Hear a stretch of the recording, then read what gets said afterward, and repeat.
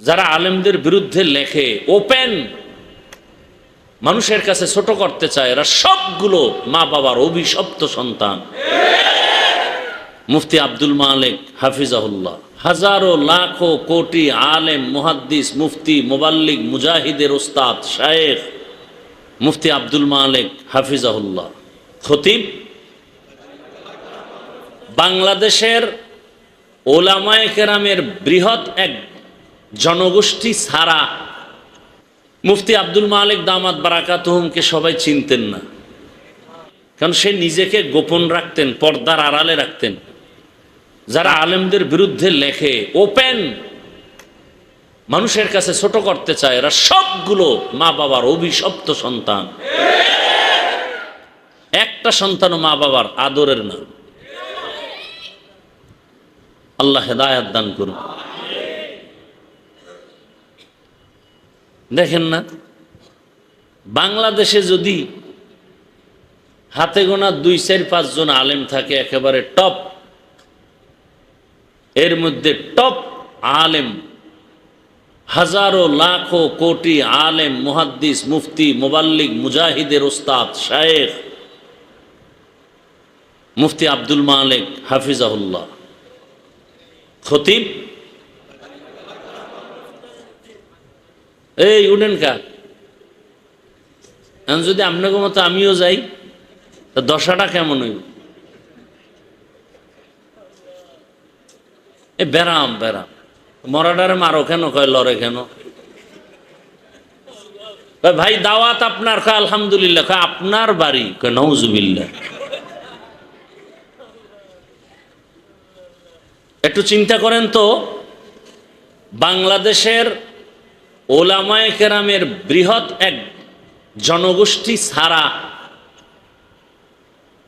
মুফতি আব্দুল মালিক দামাত বারাকাতুহুমকে সবাই চিনতেন না, কারণ সে নিজেকে গোপন রাখতেন, পর্দার আড়ালে রাখতেন।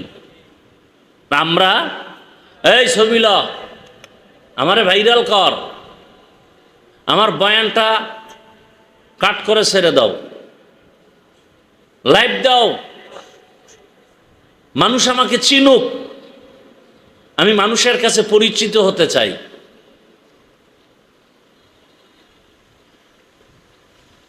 আর তিনি পরিচয় গোপন রেখে এতটা পর্দার আড়ালে থাকতেন, কিন্তু মালিকের কাছে তো পরিচিত। মালিক টান দিয়ে এমন জায়গায় নিছে যেখানে ভাইরালের গোষ্ঠী 1000 বছর দৌড়াইলেও ঢুকতে পারবে না।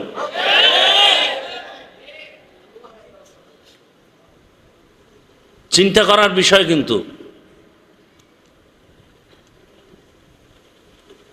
বড় বিষয়, একটা বাটন সেট চালায় জরুরতে, একটা বাটন সেট। অনেকে জুতা নিয়ে সমালোচনা করে। সমালোচনা না, তোরে আমি 100 টাকা করে দিব, এই জুতা পইরা চল, দেখি তোর ইখলাস কোথায়।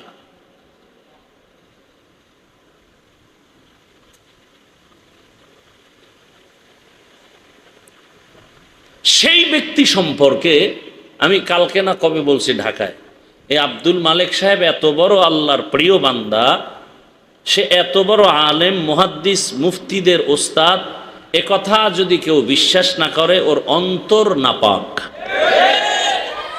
ওর অন্তর খারাপ। কিন্তু রবিউল আউয়ালের মিলাদ নিয়া, ঈদ নিয়া কি বলেছেন, এটা নিয়া আউজুবিল্লাহ বলতে গেলে পড়তে পারে না। এ সমস্ত কিছু টুপিওয়ালা এত অশ্রাব্য ভাষায় আক্রমণাত্মক কথা বলেছেন, তাও এই সময়, যে সময় ওলামায়ে কেরাম এক হওয়ার জন্য সবাই কাঁদতেছে, সেই সময়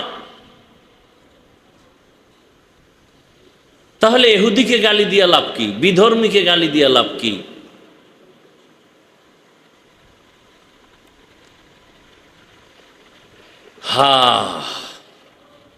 আল্লাহ সবাইকে হেদায়াত দান করুন।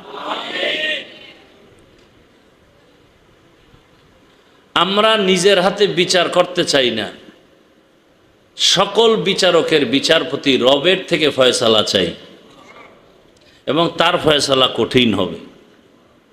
তার ফয়সালা কি হবে? প্রতিরোধ করার ক্ষমতা পৃথিবীতে কারো নাই।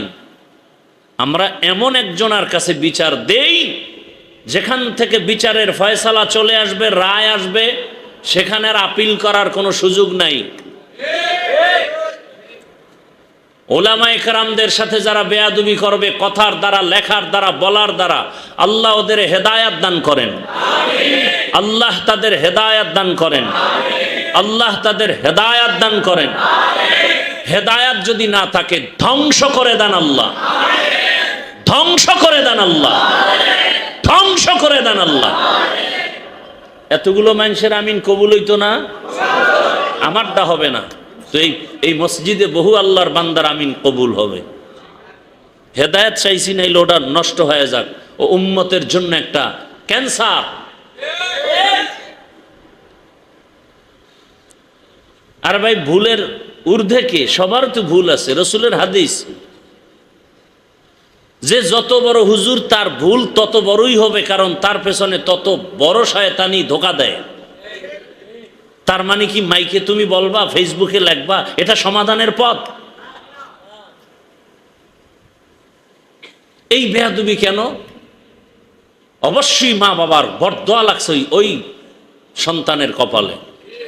মা বাবার বরদোয়া না থাকলে সে আলেমের বিরুদ্ধে বেয়াদবিমূলক কথা বলতে পারে না।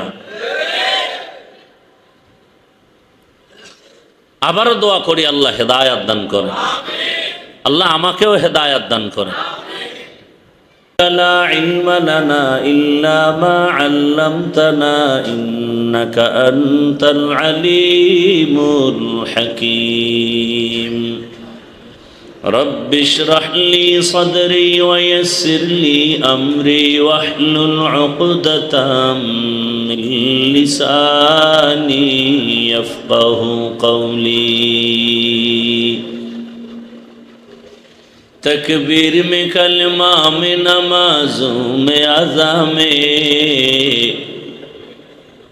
तकबीर में कलमा में नमाजों में अज़ा में, नाम इलाही से मिला नाम मुहम्मद, है नाम इलाही से मिला नाम मुहम्मद।